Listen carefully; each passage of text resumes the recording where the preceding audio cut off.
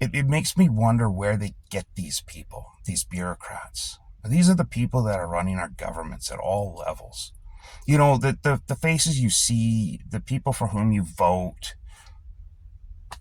that's one thing. And I know, like, there's the arrogance and the hubris of a lot of bureaucrats, especially the ones that have been there 20, 30 years, is their philosophy is that voted in politicians come and go. But the bureaucrats, are the ones that actually run things.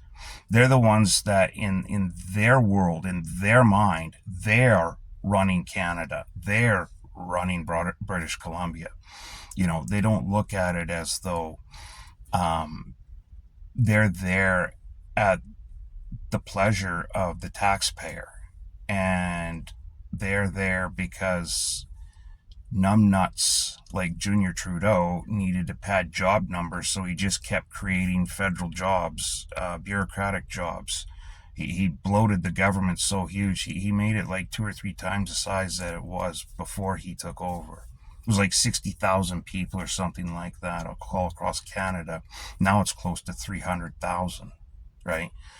But then he could go, hey, look, we created all these jobs. No, you didn't. You're not creating jack squat when you do that, because those people don't generate revenue. They take revenue. They take money. They don't generate money. They take it. But that's why they hire these people. And they hire like the dumbest, thoughtless, laziest people they can find. Again, I'm not saying everybody. I very seldom talk in absolutes. Very seldom. So whenever I say stuff like this, I'm not painting everyone with a big wide brush that covers everyone. I'm just saying that in my personal experience and what I've had to deal with in the last couple of years, whether it be the provincial level or the federal level, I have encountered way more incompetent people, lazy people, just downright stupid people than I have the opposite. Now, I'm not saying the opposite doesn't exist. They do. They absolutely do. The nurse practitioner, for example, that processed my Canada Pension disability application, I spoke to her on the phone for nearly an hour. A phone call that should have taken about 10-15 minutes tops, and we just talked because she was very interested in the injuries that I had received from my accident. And she read through the medical reports, and she's like, wow, when I went in for a PET scan, she's like, man, you must have lit up like a Christmas tree. And so she wanted to talk to me about that, and she was interested about my career and what I was doing, prior to that. And she was just a very, very pleasant person. She was engaging, she was empathetic, and she was genuinely curious. She wasn't patronizing at all. She was a very, very nice lady. And another lady here that I dealt with at the FUBAR office, same thing. I went in for help on something, and about a week prior, and I got a really bad worker who got to the point where she was almost yelling at me, even though I hadn't raised my voice or anything, because I don't do that anyway. It doesn't produce anything positive.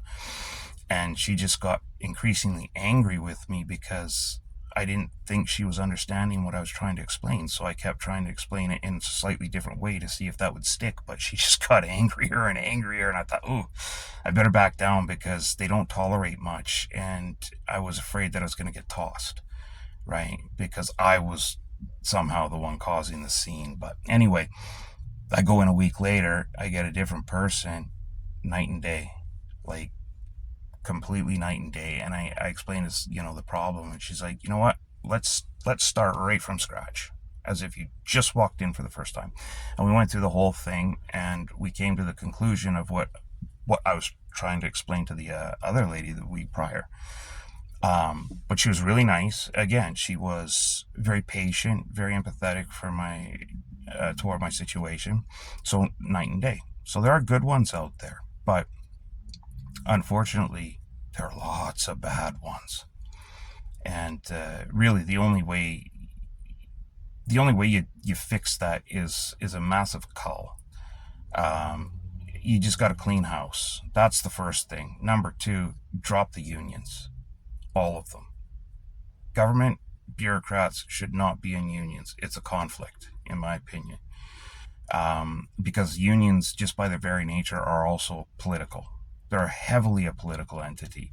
So if you're in a union, you are going to be forced to vote and endorse whomever the union says you should, which is, I mean, come on, 99 times out of 100, it's going to be the left leaning or far left, extreme far left party. That's what it is here, right? Like unions up here, basically in British Columbia, basically sleep in the colon of the NDP. They always have. It's so bad here that I know people that work at the municipal level, bureaucrats at the municipal level here that belong to unions. And whenever there's a municipal or federal election here, their union reps come around with pamphlets, full color, beautiful pamphlets, explaining to them who to vote.